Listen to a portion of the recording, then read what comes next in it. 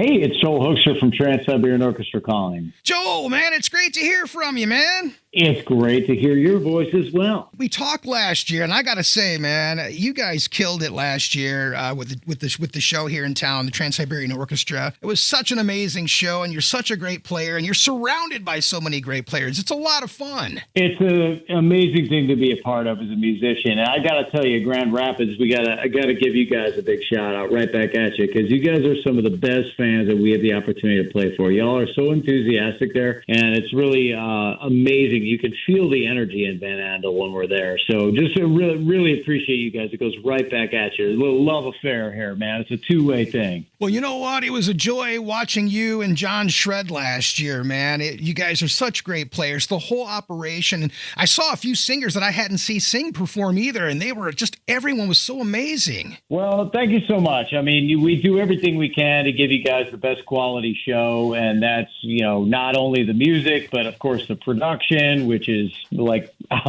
as you know, like really ridiculous. We've got a video wall the width of the arena. We've got a state-of-the-art laser light show happening. That's all updated this year. State-of-the-art pyro. We got moving hydraulic lifts that the performers are playing on out over the audience. It snows indoors. I mean, just everything that you can possibly imagine. So super psyched about the production elements. And then if you haven't seen Trans-Siberian before, the front half of the show always has one of our owner, founder, creators, Paul O'Neill's great stories on the front half that put you in the holiday spirit. So we're going to be doing the Lost Christmas Eve this year, which we haven't done since 2013.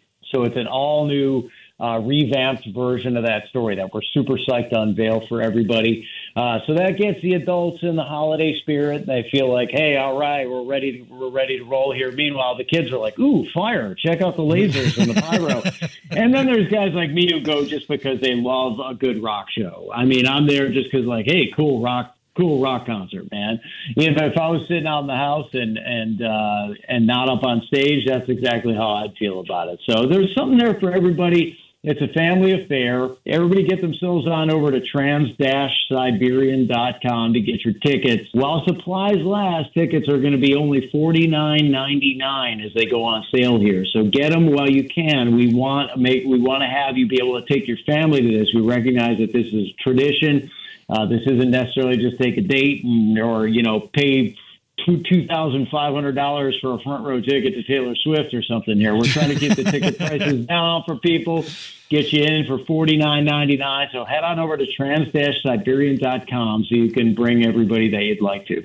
No, it is a real family affair because I even noticed groups of people last year from kids, parents, all the way to grandparents all together. Yeah, absolutely. It's like incredibly unique in that regard. I can't think of really anything else in the entertainment field that kind of fits the bill like that, where you don't see the kids just going like, geez, I'm bored, I want to leave. I mean, it's like they look thrilled to be there because it's just so incredible to look at. So the sensory experience at TSO really keeps them involved. And like I said, the adults, they love capturing the holiday spirit from the story on the front half. Is this like your 14th year with TSO? I mean, all the way since 2010. Can you believe that? I mean, it seems like not all that long ago that I was a new guy, and now I think I'm solidly a veteran here. Once you get this far in, I mean, so yeah, I mean, it's been a great ride. It's been a life-changing experience for me to join up with TSO, and really just to see Paul O'Neill's vision of creating this tradition that he set out to create that lived beyond him. And of course, we lost Paul a few years ago. Yeah. It's just really cool to see this all come to fruition. I mean, I feel like we're there. That Trans-Siberian Orchestra is now ingrained and entrenched in North American holiday culture. I mean, we're there. We're on the radio. You watch a sporting event. You hear our songs going out to commercial. You've got, of course, all the viral things where people program their Christmas light shows. Oh, those are so cool. And yeah, I mean, it's just really cool to see Paul. I'm sure when Paul drew this up and set out to do it, there were some people raising their eyebrows and scratching their heads going, man, I don't know about this guy, man. You think this is going to work? And it's just really cool to see this all work out. And Paul he was an eccentric guy and really just put his heart and soul into making this work. And here we are all these years later. So we feel like we owe it to him and we owe it to ourselves to give people the very best product they can get. And we try and do right by our fans and be loyal to them like Paul always was. And Of course, there's a charitable aspect of Trans-Siberian Orchestra as well. I mean, every ticket sold, a dollar goes to a local charity. We always work with our local partners to make sure that money's being spent wisely, not being, thrown around, that it's going to someplace that's really going to help people. So this year we're going to pass $20 million that we've been able to raise for local charities through doing Trans-Siberian Orchestra. So that's another feather in our cap right there. Well, that's huge, man. Very much so. Now, you mentioned this is the 20th anniversary of the Lost Christmas Eve. You were there in 2013 for that first version. What is different about the 2024 version from that one? Well, you got to wait to find out. Come on, man. We've revamped the story, and the production has been revamped too. I think, you're going to see some new state-of-the-art stuff in terms of lasers and pyro. And of course, the story itself has been reworked. We're very excited to unveil it for people. Truth be told, I actually don't know because I haven't heard the new story yet. So when I get to rehearsals, I'm going to hear the new version of the story, and then maybe, I still couldn't answer it. They'd kill me. But in terms of what the difference is going to be from 2013 to now, you're just going to have to wait to find out. Now, last year we talked about, you reviewing the songs before those rehearsals. Then you go in, you guys rehearse. Is there actually a full production rehearsal before you guys take this out on the road? Absolutely, man. They don't want to light us on fire. So, well, that was my next question. Is there like a choreographer to say, you got to stand here and this, you're going to get burned? Yeah, it's fairly simple. Most of the pyro happens behind us. There's been a couple exceptions over the years where they would have it at the front of the stage, but that was also pyro that you could actually kind of toy with. Back then, Paul O'Neill would say, "Hey, check it out! You take the back of your guitar and you can deflect the pyro and kind of, and so we were like hopping in the pyro, having a blast with it. But the most of the dangerous stuff that happens behind us. So you just know what songs that happens on, and it's as simple as, hey, just don't step backwards. Otherwise, you're going to be in the hospital for a while. So, it's more about actually, I think, programming the lights for our lighting director. Yeah. Just getting the right look and the lasers, just getting all these things programmed.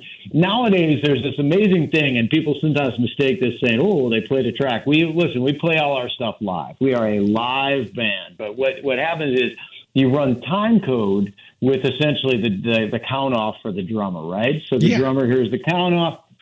They run a time code, and all these lights and lasers are able to operate off the time code. So it's not like the lighting guy sitting back there hitting every button these days. So if you can get the programming done, there's a little more accuracy with it. You can break it down to 16th notes if you're a musician at all. Yeah, absolutely. Moves. Yeah, like lighting that moves directly with the music like that. And I just think that's so incredibly cool. So that's something that we utilize. We utilize the time code to be able to operate the lighting. And it really has, you look at the show like maybe pre-time code, 10, 15 years ago versus now, and it's a world of difference. Really amazing. Music is emotional, and when you can do the lighting and the pyro and all those extra things it can make the emotions go even crazier. Yeah, absolutely.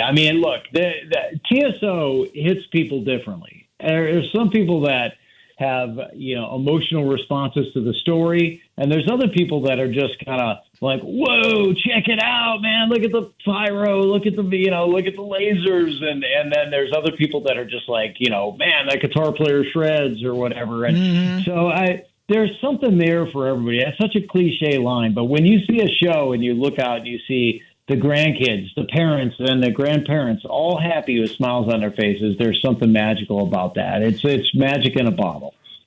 Oh, it truly is. And I'm one of those show geeks where I love the story. I love the music. I love the lighting. It's got everything for me. And I'm even a fan of the crew, the sound guys and the light techs and stuff. It's just such an amazing experience from a 5-year-old all the way to an 85-year-old. Agreed. And we have the greatest crew that there is in rock. Most of these guys are out with huge bands during the summer. And then come November, December, they dedicate themselves to Trans-Siberian Orchestra. That's usually when most bands slow down, and we've got this fantastic opportunity to get out and show what we're all about. So I think anybody, crew or band, is incredibly lucky to have the gig. Oh, absolutely. Now, I heard that there's going to be a special vinyl pressings of the album with a 20-page book. Can you elaborate on how fans can get their hands on these?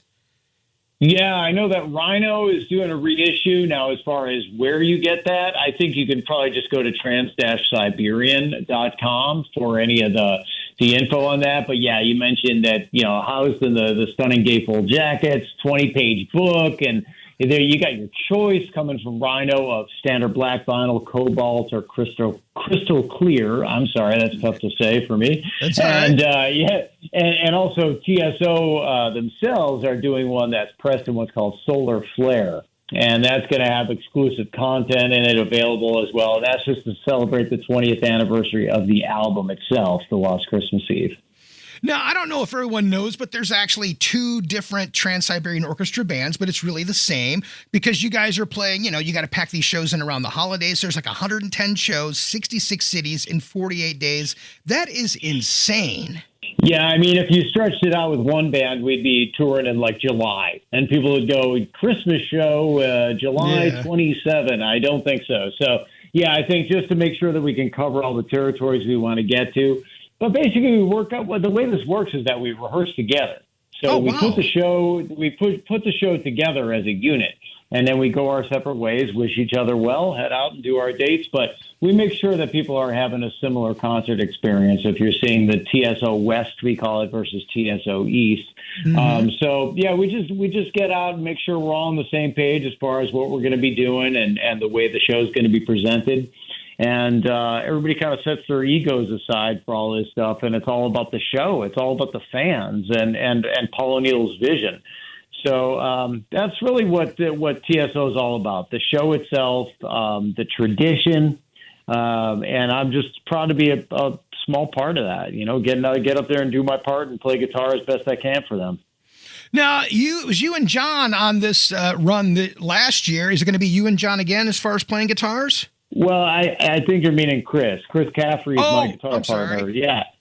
But all good. Yeah, Chris Caffrey, I've been with playing. He's an original member. He's been there all the way from the inception of TSO. So despite the fact I've been around now for 14, 15 years or something like that, Chris still has some years on me with it. So no, it's great working with him. He's a great guy. We have a great time playing guitar together. We usually try and get our cool guitar collections out for everybody to check out as part of the visual spectacle of it all. And we have a great time. Chris shreds, amazing guitar player, and he pretty much MCs the event as well.